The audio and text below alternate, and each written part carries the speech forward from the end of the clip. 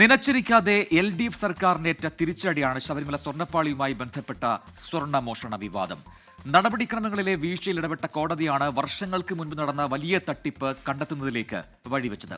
1999 UB group നൽകിയ സ്വർണം എവിടെ എന്ന ചോദ്യത്തിന് ഇനിയും ഉത്തരമായിട്ടില്ല. 2019 ചെമ്പുപാളി എന്ന റിപ്പോർട്ട് നൽകിയ മുരാരി ബാബുവിനെ ഇന്ന് ദേവസ്വം ബോർഡ് സസ്പെൻഡ് ചെയ്തു. ഉദ്യോഗസ്ഥരെ പഴിചാരി മാത്രം ദേവസ്വം ബോർഡിനും രാഷ്ട്രീയ നേതൃത്വത്തിനും തടിതപ്പാനാകുമോ എന്നാണ് ചോദ്യം. 2019 സ്വർണം പൂശാൻ കൊണ്ടുപോയ പാളികളല്ല ഇപ്പോൾ ഉള്ളത് എന്നാണ് ദേവസ്വം വിജിലൻസിന്റെ കണ്ടെത്തൽ. രണ്ടു കാലത്തെയും ചിത്രങ്ങൾ പരിശോധിച്ചാണ് ഈ നിഗമനം. ഇത് സ്ഥിരീകരിക്കാൻ ഇന്നലെ സ്വർണ്ണപ്പാളികൾ നേരിട്ട് പരിശോധിച്ചു. തിരുവാഭരണം കമ്മീഷണറുടെ സാന്നിധ്യത്തിൽ സ്ട്രോങ് റൂം തുറന്ന് അതീവ രഹസ്യമായി നടത്തിയ പരിശോധനയിൽ വ്യത്യാസം കണ്ടെത്തിയെന്നാണ് വ്യക്തമാകുന്നത്. 1999 തന്നെ പാളികളിൽ സ്വർണം പതിപ്പിച്ചിട്ടുണ്ടെന്ന് പഴയ രേഖകൾ വ്യക്തമാക്കുന്നു. 1.5 കിലോയോളം സ്വർണമാണ് ഇതിനായി ഉപയോഗിച്ചത്. ഈ പാളികളാണ് 2019 സ്വർണം പൂശാൻ ഉണ്ണികൃഷ്ണൻ പോറ്റിക്ക് നൽകിയത്. പിന്നെ എന്തുകൊണ്ട് മഹസറിൽ ചെമ്പുപാളി എന്ന് രേഖപ്പെടുത്തിയെന്നതാണ് ആദ്യ ചോദ്യം. 12 പാളികളുടെ ആകെ തൂക്കം 25.4 കിലോഗ്രാം. 2 പീഠങ്ങൾക്ക് 17.4 കിലോഗ്രാം തൂക്കം. അങ്ങനെ കൊടുത്തുവിട്ട ഉരുപ്പടിയുടെ ആകെ ഭാരം 42.8 കിലോഗ്രാം.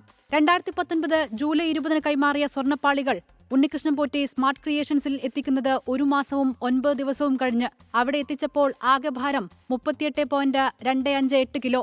സന്നിധാനത്ത് നിന്ന് തൂക്കിയതിനേക്കാൾ 4.541 കിലോയുടെ കുറവ്. സ്വർണം പൂശൽ പൂർത്തിയാക്കിയതിനു ശേഷം വീണ്ടും മഹസർ തയ്യാറാക്കുന്നുണ്ട്. അപ്പോൾ ആകെ ഭാരം 38.653 കിലോഗ്രാം. അതായത് പൂശിയ സ്വർണത്തിന്റെ അളവ് 395 ഗ്രാം.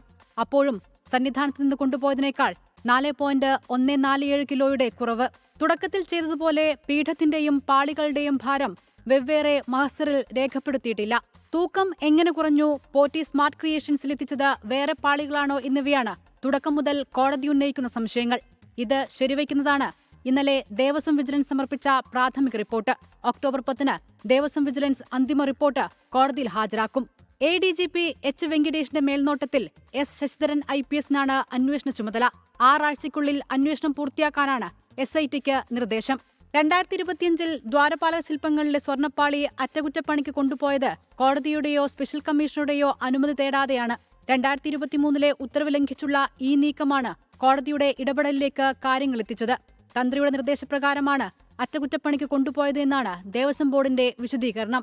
എന്നാൽ സമാനമായി 2019 സ്വർണം പൂശാൻ കൊണ്ടുപോയപ്പോൾ അതിലും വലിയ വീഴ്ചയുണ്ടായതായി കോടതി കണ്ടെത്തി. സ്പോൺസറായ ഉണ്ണികൃഷ്ണൻ പോറ്റിയുടെ കൂടെ ഉദ്യോഗസ്ഥർ പോയില്ല. ഒപ്പം മഹസർ രേഖകളിലെ വീഴ്ചകളും തൂക്കവ്യത്യാസവുമടക്കം കോടതിയുടെ ശ്രദ്ധയിൽപ്പെട്ടു. ഇതാണിപ്പോൾ പ്രതിപക്ഷത്തിന് സർക്കാരിനെതിരെ വലിയ രാഷ്ട്രീയ ആയുധം നൽകിയത്. ഉദ്യോഗസ്ഥ വീഴ്ചയെന്ന് ബോർഡ് ആവർത്തിക്കുമ്പോഴും ഇത്രയും ലാഘവത്തോടെയും ഉത്തരവാദിത്തരഹിതവുമായാണോ ശബരിമല പോലെയൊരു വിശ്വാസ കേന്ദ്രത്തിൽ ബോർഡിന്റെ പ്രവർത്തനം എന്ന ചോദ്യത്തിന് രാഷ്ട്രീയ നേതൃത്വം ഉത്തരം പറയുക തന്നെ വേണം. News desk 24. ലോകത്തെവിടെയായാലും ഏത് സമയത്തും 24 വാർത്തകളും ഓഗ്മെന്റഡ് റിയാലിറ്റി പാക്കേജുകളും എക്സ്പ്ലെയിനറുകളും വിശദമായി കാണാൻ ഞങ്ങളുടെ YouTube ചാനൽ നിങ്ങൾക്ക് സബ്സ്ക്രൈബ് ചെയ്യാം.